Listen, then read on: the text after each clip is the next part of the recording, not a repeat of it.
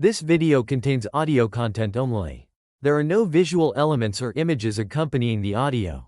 If you're expecting to see video footage, please note that this is an intentional audio-only presentation. We recommend listening to this content rather than watching the screen. Thank you for your understanding and enjoy the audio. Welcome. Journey with us as we explore the Bardo, the Tibetan Book of the Dead, in easy-to-understand language. Often misunderstood, this ancient text offers profound wisdom, not just about the afterlife, but about living a more meaningful life right now. We'll uncover its origins, explore its core teachings on death, rebirth, and the nature of reality, and examine how its meaning has transformed through Western interpretations. Get ready to discover how this ancient wisdom can illuminate your own journey of life, death, and everything in between. Chapter 1. Whispers from the In-Between. Unveiling the Tibetan Book of the Dead. Imagine a text, not meant for the living, but for the dead, a guidebook whispered into the ears of the recently departed, a beacon illuminating the passage through the shadowed valley between one life and the next. This is the Bardo, often called in the West the Tibetan Book of the Dead, a title bestowed upon it by a Western scholar due to superficial resemblances to the Egyptian Book of the Dead. However, its true Tibetan name, Bardo, liberation through hearing during the intermediate state, reveals its profound purpose: to guide the consciousness through the Bardo, the interval between death and rebirth. The Bardo's origins are shrouded in the mists of time and steeped in legend, a tale woven with mystical threads. Its creation is attributed to the 8th century figure Padmasambhava, known reverently as Guru Rinpoche, the Precious Master. More than simply bringing Buddhism to Tibet, Padmasambhava was a mystic and prophet from the ancient land of Adhyana, now located in the far northern reaches of Pakistan. His arrival in Tibet marked a turning point in the region's spiritual history. Through his profound wisdom and powerful tantric practices, he pacified the negative forces that resisted the Dharma, establishing tantric Buddhism firmly within the Tibetan Empire. He is credited with introducing a unique form of Buddhism, infused with esoteric practices and profound insights into the nature of reality. Padmasambhava's most important disciple was Yeshe Sogyal, a Tibetan princess who embraced the path of enlightenment with unwavering devotion. As his primary student, she absorbed his teachings and attained the pinnacle of spiritual realization, becoming the first Tibetan to achieve full enlightenment. Yeshe Sogyal is venerated as a fully awakened Buddha, a remarkable achievement, especially considering the historical context where such spiritual heights were rarely attained by women. Her story stands as a testament to the power of dedication and the potential for enlightenment within all beings. The Bardo, as dictated by Padmasambhava to Yeshe Sogyal, was not intended for immediate dissemination. Instead, it was destined to be a treasure for future generations. Yeshe Sogyal concealed the text, safeguarding it within the Gampo hills of central Tibet, a rugged and remote landscape perfect for preserving this precious wisdom. Padmasambhava prophesied that the text would be rediscovered when it was most needed, a time when its message of liberation would resonate most profoundly. Over 5 centuries passed, and the world faced a time of unprecedented suffering. The bubonic plague, the Black Death, swept across Asia and Europe, leaving a trail of devastation and fear in its wake. It was during this era of profound uncertainty, around 1341, that a young Tibetan boy, Karma Lingpa, then only 15 years old, embarked on a remarkable journey. Guided by dreams and visions, he ascended the slopes of the Gampo hills, following an unseen map etched within his consciousness. He entered a hidden cave, and there, just as Padmasambhava had foretold, he discovered the Bardo. Karma Lingpa became known as a Turtan, a treasure revealer, fulfilling the ancient prophecy.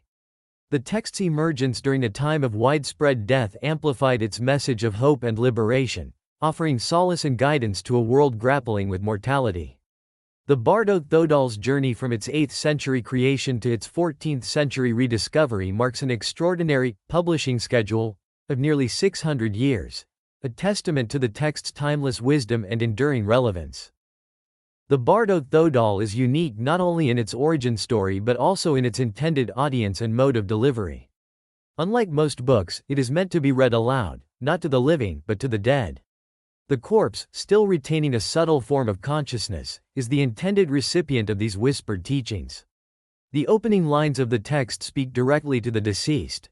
Oh, alas! Alas! Fortunate child of Buddha nature, do not be oppressed by the forces of ignorance and delusion, but rise up now with resolve and courage. This Bardo is not a physical place but a state of mind, a transitional phase described poetically as an island of stillness within a stream of movement. The Tibetan word, Bardo, itself encapsulates this concept. Bar signifies movement, the continuous flow of experience, like a stream, while do represents a stepping stone, an island of stability amidst the current. This island of stillness is the present moment, the now, where the potential for recognizing one's true nature, one's Buddha nature, resides. The Tibetan title, Bardo those Graal, translates to liberation through hearing during the intermediate state. Those simply means hearing, emphasizing the importance of listening to the teachings.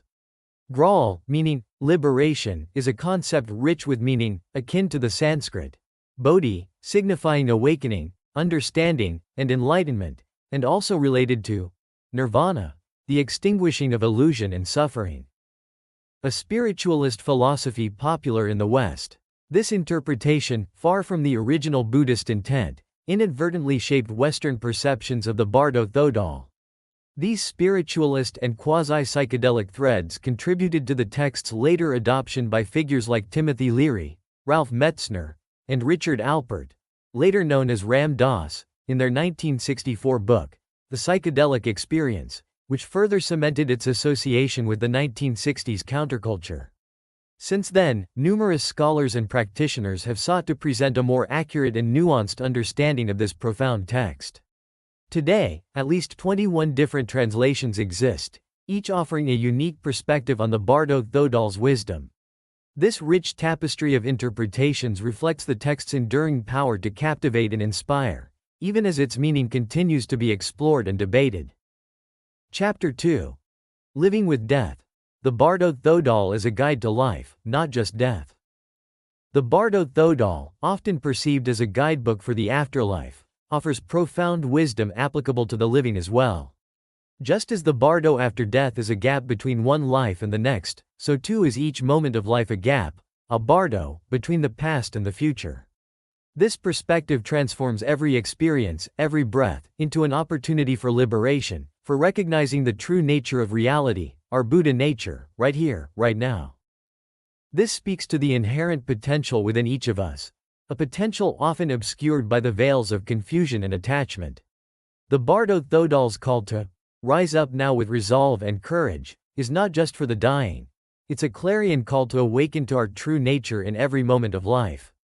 It urges us to strive after virtue, not just in death, but in every interaction, every decision, every thought. The Bardo Thodol emphasizes impermanence, a central tenet of Buddhist philosophy. Just as the deceased must confront the impermanence of their physical body, so too must we, the living, acknowledge the transient nature of all things. This isn't a morbid fixation on death, but a powerful tool for living more fully. Imagine clinging to a sandcastle as the tide rolls in. The inevitable destruction brings only frustration and sorrow. But if we recognize the impermanent nature of the sandcastle from the start, we can appreciate its beauty in the moment, knowing it will eventually return to the sea. This acceptance allows us to appreciate the present moment without grasping, to find peace amidst the ebb and flow of life. A relationship ends, a job is lost, a loved one passes away. These are not tragedies to be avoided, but natural transitions in the Bardo of life. By embracing impermanence, we can navigate these changes with grace and resilience. Just as the Bardo Thodol guides the deceased through the transitions of the afterlife, it teaches us to navigate the transitions of life with courage and clarity. The Bardo Thodol challenges us to question our perceptions of reality. It describes the visions experienced in the Bardo after death as projections of the mind, not external realities. This understanding has profound implications for how we live our lives. How often do we take our thoughts and emotions as solid, unchanging truths? How often do we allow these projections to dictate our actions and reactions? The text teaches us that, like the visions in the Bardo, our thoughts and emotions are transient, arising and passing away like clouds in the sky. Recognizing this can bring immense freedom. A difficult emotion arises, a wave of anger or sadness. Instead of being swept away by the current, we can observe it, acknowledge its presence, and allow it to pass without judgment. A stressful situation arises at work, a conflict with a colleague. Instead of reacting defensively, we can recognize the situation as a projection, a play of the mind, and respond with greater wisdom and compassion. The Bardo Thodol reminds us that we are not our thoughts, we are not our emotions. We are the awareness that observes them, the clear light of consciousness that shines through even the darkest of projections. The Bardo Thodol describes encounters with wrathful deities in the Bardo after death. These terrifying figures are not external demons, but projections of our own unresolved fears and negative emotions. Just as the deceased is encouraged to recognize these deities as projections, so too are we encouraged to confront our own inner demons. Fear, the text teaches, arises from ignorance, from clinging to the illusion of a separate self. By recognizing the source of our fears, we can begin to dismantle their power. A common fear, for example, is public speaking. The Bardo Thodol would encourage us to recognize the fear, not as an external threat, but as a projection of our own insecurities. By acknowledging the fear without judgment, by recognizing it as a manifestation of our own mind, we can begin to loosen its grip. Just as the deceased is encouraged to embrace the wrathful deities, we are encouraged to embrace our fears, to see them as opportunities for growth and liberation. The Bardo Thodol speaks of 6 bardos, not just the bardo after death. These 6 bardos represent different states of consciousness, each offering unique opportunities for growth and liberation. The first bardo is life itself, the bardo of waking consciousness. By recognizing this, we can approach each moment with greater awareness, appreciating the preciousness of ordinary experience. The second bardo is the dream state, a realm of symbolic language and hidden meanings. By paying attention to our dreams, we can gain insights into our unconscious mind and unlock hidden potentials. The third bardo is meditation, a state of focused attention and deep inner peace. By practicing meditation, we can cultivate greater clarity and equanimity, preparing ourselves for the challenges of life and death. The fourth bardo is the moment of death itself, a transition into the clear light of reality. By contemplating death, we can learn to live more fully in the present moment. The fifth bardo is the bardo of experiencing reality, where we confront the projections of our own mind. By recognizing these projections as illusions, we can move towards liberation. The sixth bardo is the bardo of seeking rebirth, where we choose our next destination based on our karmic tendencies. By understanding these 6 bardos, we gain a deeper understanding of the nature of consciousness and the possibilities for transformation in every moment. The Bardo Thodol reminds us that we are all fortunate children of Buddha nature. This Buddha nature is not something we need to acquire. It's our inherent potential for awakening, for realizing the true nature of reality. The text's call to strive after virtue is an invitation to cultivate this potential, to live in accordance with our deepest wisdom and compassion. This doesn't require grand gestures or heroic feats. It can be expressed in simple acts of kindness, in moments of mindfulness, in the intention to live with greater awareness and compassion. The Bardo Thodol, therefore, becomes not just a guidebook for the afterlife, but a manual for living a more mindful and meaningful life, a life infused with the wisdom of the Bardo. Just as the deceased is guided towards liberation, so too are we, the living, guided towards the realization of our own Buddha nature, our own potential for enlightenment, in this very life. Chapter 3. The Mind's Journey Through Death. Navigating the 3 bardos. The Chikai Bardo, the bardo of the moment of death, commences at the precise instant of death. In this bardo, the consciousness encounters the clear light of reality, a state of pure, indifferentiated awareness. This light is described as intensely luminous, radiant, and clear, far exceeding the brightest light experienced in life. This encounter presents a profound opportunity for liberation, for recognizing one's true nature as pure, unbounded awareness. It is the closest we come to the experience of enlightenment, the ultimate goal of Buddhist practice. However, for most beings, this encounter with the clear light is fleeting. Unprepared for its intensity, and clouded by the accumulated karmic imprints of a lifetime, the consciousness recoils from the light. This marks the beginning of the external dissolution, where the physical senses begin to fail. The body becomes heavy, as if sinking into water, then experiences intense heat, as if engulfed in flames, followed by a chilling cold, as if exposed to icy winds. These sensations culminate in the cessation of breath, the final separation of consciousness from the physical body. Following the external dissolution is the internal dissolution, where the subtle energies within the body begin to dissolve. This process is marked by visions of shimmering mirages, smoke, and fireflies. These visions are followed by experiences of intense bliss, increasing clarity, and a sense of merging with a boundless expanse of white light. This is the secondary clear light, another opportunity for liberation, though less potent than the initial clear light. Finally, the secret dissolution occurs, where even the most subtle levels of mind dissolve into the clear light. This is marked by an experience of profound emptiness, a state beyond all concepts and distinctions. If the consciousness recognizes this emptiness as its true nature, liberation is attained. However, if this final opportunity is missed, the consciousness moves on to the chonid bardo. The chonid bardo, the bardo of the experiencing of reality, is a realm of visions. Here, the consciousness encounters a series of peaceful and wrathful deities, awe-inspiring and terrifying figures that emerge from the depths of the mind. These deities are not external beings but projections of one's own consciousness, reflections of the karmic imprints accumulated throughout life. On the first day, the deceased encounters Vairocana, the white Buddha of the central realm, emanating a brilliant, blue light, the wisdom of the Dharmadhatu. This light is accompanied by a duller white light, representing the allure of the heavenly realms. The challenge is to recognize the blue light as one's own true nature, while resisting the temptation of the lesser light, which would lead to rebirth in the cycle of samsara. Over the next 6 days, other peaceful deities appear, each associated with a specific Buddha family and embodying a particular wisdom. Akshobhya, the blue Buddha of the East, radiates a white light, the mirror-like wisdom. Ratnasambhava, the yellow Buddha of the South, emanates a yellow light, the wisdom of equality. Amitabha, the red Buddha of the West, shines with a red light, the discriminating wisdom. And Amoghasiddhi, the green Buddha of the North, radiates a green light, the all-accomplishing wisdom. Each deity appears with their consort and a retinue of bodhisattvas. From the 8th day onwards, the wrathful deities appear. These terrifying figures, with their multiple heads, arms, and legs, embody the negative emotions and attachments that bind us to samsara. They are often depicted with fierce expressions, brandishing weapons, and adorned with symbols of death and impermanence.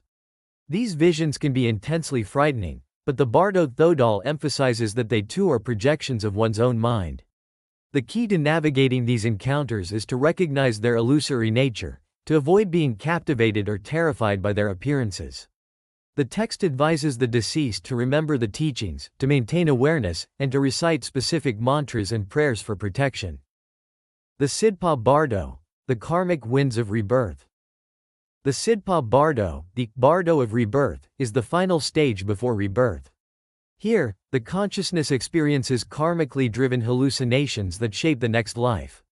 These hallucinations often involve visions of men and women passionately entwined, symbolizing the forces of attraction and aversion that drive the cycle of samsara. The deceased also experiences premonitory visions that offer glimpses of potential future rebirths.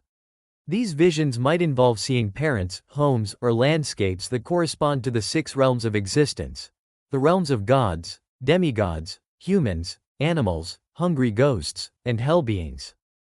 The Bardo Thodol offers guidance on how to navigate these visions and influence the rebirth process. It describes various methods for closing the womb door, preventing entry into an undesirable rebirth. These methods involve recognizing the illusory nature of the visions, maintaining awareness, and directing one's consciousness towards a favorable rebirth or towards liberation. The text emphasizes the importance of recognizing the symbolic nature of these visions. For example, seeing attractive men and women should not be interpreted literally but as representing the allure of sensual pleasures, which can lead to rebirth in lower realms. Similarly, seeing parents engaged in sexual intercourse symbolizes the process of conception and should be avoided to prevent rebirth. The Bardo Thodol advises the deceased to seek refuge in the three jewels, the Buddha, the Dharma, and the Sangha, and to cultivate positive qualities such as compassion, wisdom, and equanimity.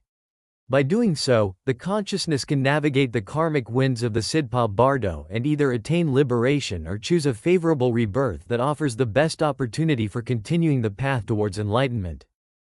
The three Bardos, therefore, present a comprehensive map of the mind's journey after death. While this journey can be challenging, the Bardo Thodol offers guidance and reassurance, reminding us of the innate potential for liberation within all beings. It emphasizes that even in death, the opportunity for awakening remains, and that the journey through the Bardo is ultimately a journey towards the realization of one's true nature. Chapter 4. Mirrors of Karma, Deities, Visions, and the Afterlife Landscape. The Bardo Thodol unveils the afterlife not as a static destination, but as a vibrant, dynamic landscape sculpted by the karmic imprints of one's past actions.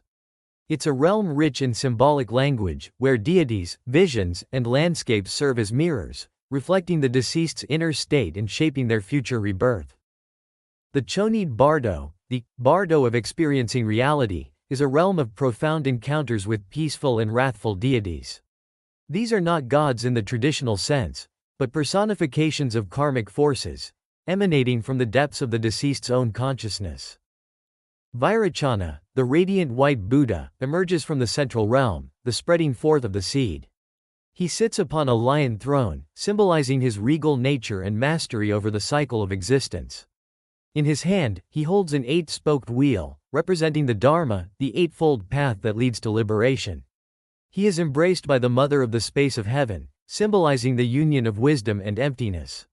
From their hearts emanates a dazzling blue light, the wisdom of the Dharma Dhatu, the very ground of all existence. This light, so brilliant it's almost unbearable, represents the aggregate of matter resolved into its primordial state. It's a glimpse into the true nature of reality, the ultimate truth that lies beyond the illusions of the physical world. Akshobhya, the deep blue Buddha, appears from the eastern realm of preeminent happiness. He sits upon an elephant throne, symbolizing strength, stability, and unwavering resolve. In his hand, he holds a five-pronged dorje, a ritual implement representing the indestructible nature of reality and the power to conquer negative emotions. From his heart radiates a brilliant white light, the mirror-like wisdom that reflects the true nature of reality, undistorted by the veils of ignorance and delusion. He is attended by a retinue of bodhisattvas, each embodying specific qualities of enlightenment. Shadigarbha and Maitreya, bodhisattvas of compassion and future Buddhahood, stand by his side. Lasama and Pushpema, female bodhisattvas, represent the feminine aspects of wisdom and compassion. These figures, emanating their own unique light and wisdom, further illuminate the path to liberation. But the Chonid Bardo is not solely a realm of peaceful encounters. From the eighth day onwards, the wrathful deities emerge, terrifying manifestations of unresolved negative karma. These figures are not external demons, but projections of the deceased's own inner demons, the shadows of their past actions. Anger, a towering figure with crimson skin, spews forth a thick, choking smog, symbolizing the toxic effects of rage and resentment. A necklace of spinal cords adorns its neck, a gruesome reminder of the suffering caused by anger. Hatred, its deep blue hands overflowing with human skulls filled with blood, roars with a deafening sound, symbolizing the destructive power of animosity and ill will. Terror, its many eyes blazing with fury, emits intense flames from its palms as it chews on a mouthful of brain matter. A horrifying image of the self-consuming nature of fear and paranoia. These wrathful deities, with their multiple heads, arms, and legs, each detail a specific manifestation of negative karma, challenging the deceased to confront and transcend the darkest aspects of their being. The landscapes of the Bardo are as dynamic and symbolic as the deities themselves. They are not fixed locations, but fluid projections of the mind, constantly shifting and changing according to the karmic winds. The Sidpa Bardo, the Bardo of seeking rebirth, is a realm of karmically impelled hallucinations. These visions, often intensely vivid and emotionally charged, reflect the deceased's deepest desires and attachments. Among these visions are the Yab-Yum images, depictions of men and women passionately entwined. This imagery, while seemingly erotic, symbolizes the union of wisdom and compassion, the ultimate goal of Tantric Buddhism. However, for the deceased, these images can be misinterpreted as representing the allure of sensual pleasures, further entangling them in the cycle of samsara. The visions of the 6 lokas, the 6 realms of existence, also appear in the Sidpa Bardo. These realms, ranging from the serene heights of the Deva Loka, the realm of the gods, to the tormenting depths of the Naraka Loka, the hell realms, offer glimpses of potential future rebirths. The Deva Loka, with its lush gardens, celestial palaces, and blissful inhabitants, embodies the rewards of virtuous actions. The Naraka Loka, with its fiery pits, icy plains, and gruesome tortures, reflects the consequences of negative karma. These visions serve as powerful reminders of the karmic consequences of one's actions, urging the deceased to choose wisely. The Bardo Thodol, therefore, uses symbolic language to map the inner terrain of the afterlife, a landscape shaped by the deceased's own karma. The deities, visions, and landscapes encountered are not external realities, but projections of the mind, mirrors reflecting the deceased's past actions and shaping their future rebirth. The text serves as a guide, helping the deceased to navigate this challenging terrain, to recognize the illusory nature of their experiences, and to ultimately find liberation from the cycle of suffering. The journey through the Bardo is a deeply personal one, and the experiences described in the Bardo Thodol can vary greatly depending on the individual's karmic predispositions. Some may encounter primarily peaceful deities and serene landscapes, while others may be confronted with terrifying visions and wrathful deities. The text emphasizes the importance of remembering the teachings, maintaining awareness, and cultivating positive qualities such as compassion, wisdom, and equanimity. By doing so, the deceased can navigate the challenges of the Bardo and either attain liberation or choose a favorable rebirth that offers the best opportunity for continuing the path towards enlightenment. The Bardo Thodol reminds us that death is not the end, but a transition, a passage from one state of being to another. It's a journey of transformation, a process of purification and growth. By understanding the symbolic language of the Bardo Thodol, we can gain valuable insights into the nature of reality, the workings of karma, and the possibilities for liberation, not just in the afterlife, but in this very life. Chapter 5. Lost in Translation. Unraveling the Westernization of the Bardo Thodol. The text, meant to be whispered into the ears of the dying in Tibetan monasteries, found itself thrust onto the world stage, its profound wisdom refracted through the lens of Western culture. The initial English translation in 1927, while undeniably groundbreaking, inadvertently introduced biases and misunderstandings that continue to shape how the text is perceived and understood. This pivotal translation, overseen by a Western scholar with a background in theosophy, a spiritualist movement blending Eastern and Western esoteric traditions, inadvertently imbued the Bardo Thodol with concepts foreign to Tibetan Buddhism. His theosophical lens colored his understanding and presentation of the text, introducing terminology like psychic energy and astral body, concepts not typically found in traditional Tibetan Buddhist discourse. This interpretation, while resonating with the spiritualist leanings of the time, inadvertently distorted the Bardo Thodol's core message of liberation from cyclic existence. It shifted the focus towards an afterlife journey reminiscent of Western spiritualist beliefs, rather than the Buddhist emphasis on recognizing the illusory nature of reality and achieving enlightenment. This romanticized and exoticized view of the Bardo Thodol found fertile ground in the burgeoning counterculture of the 1960s. The text's descriptions of visions and deities, interpreted through a theosophical framework, resonated with those exploring altered states of consciousness. This association was further solidified by the 1964 publication of The Psychedelic Experience, a guide to LSD trips that explicitly drew upon the 1927 translation, framing the Bardo Thodol as a roadmap for navigating psychedelic experiences. This interpretation, while popularizing the text, further distanced it from its authentic Tibetan Buddhist context.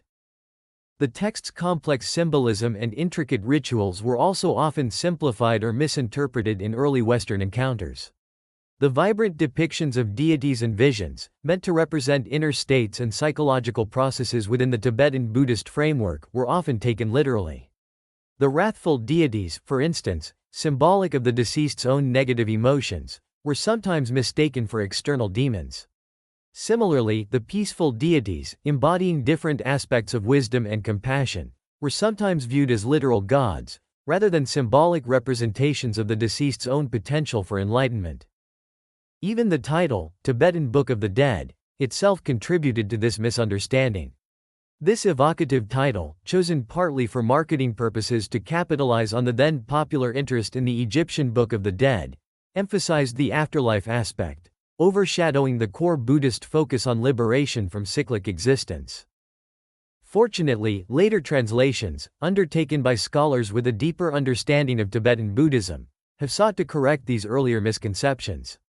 Scholars like Robert Thurman, with his The Tibetan Book of the Dead, as popularly known in the West, known in Tibet as the Great Book of Natural Liberation Through Understanding in the Between, Francesca Fremantle, collaborating with Chogyam Trungpa on The Tibetan Book of the Dead, The Great Liberation Through Hearing in the Bardo by Guru Rinpoche according to Karma Lingpa, and Gyurm Dorje, with The Tibetan Book of the Dead, English title, The Great Liberation by Hearing in the Intermediate States, Tibetan title, have strived for greater accuracy and nuance.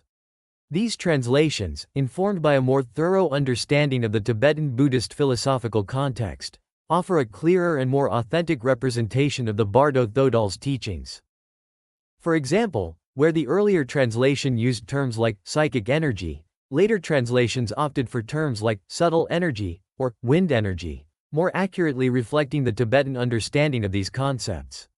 Similarly, the term astral body, laden with theosophical connotations, was replaced with terms like Bardo body or mental body, clarifying the Tibetan Buddhist understanding of the consciousness's form after death. These seemingly subtle shifts in terminology have a profound impact on the overall understanding of the text, moving away from a spiritualist interpretation towards a more authentically Buddhist perspective. The Western reception of the Bardo Thodal has evolved significantly over time. From its initial exoticized interpretation, fueled by spiritualist and psychedelic associations, it has gradually moved towards a more nuanced and contextualized understanding. Tibetan Buddhist teachers have played a crucial role in this evolution, offering their insights and clarifying the text's teachings, correcting misconceptions and bridging cultural gaps. The Bardo Thodal has also permeated Western art, literature, and popular culture. Its themes of death, rebirth, and the nature of consciousness have inspired countless works, from novels and poems to films and music. A famous rock band, for instance, included a song titled TBD on their album, a subtle nod to the text's influence. These creative adaptations, while often taking liberties with the original text, reflect its enduring power to captivate and inspire. The Bardo Thodal's journey to the West highlights the broader challenges of cross-cultural interpretation. Translating religious and spiritual texts is not simply a matter of substituting words. It involves navigating different worldviews, philosophical frameworks, and cultural assumptions. The potential for misrepresentation is significant, particularly when translating texts as rich in symbolism and cultural context as the Bardo Thodal. The ethical implications of adapting and reinterpreting sacred texts for different cultural contexts are also crucial to consider. Respect for the original intent and meaning of the text should always be paramount. The Bardo Thodal, therefore, remains a work in progress, a text whose meaning continues to unfold as we grapple with its profound wisdom and cross-cultural challenges. Continued dialogue and scholarship are essential to bridge cultural gaps, to dispel misconceptions, and to appreciate the text's profound wisdom within its authentic Tibetan Buddhist context.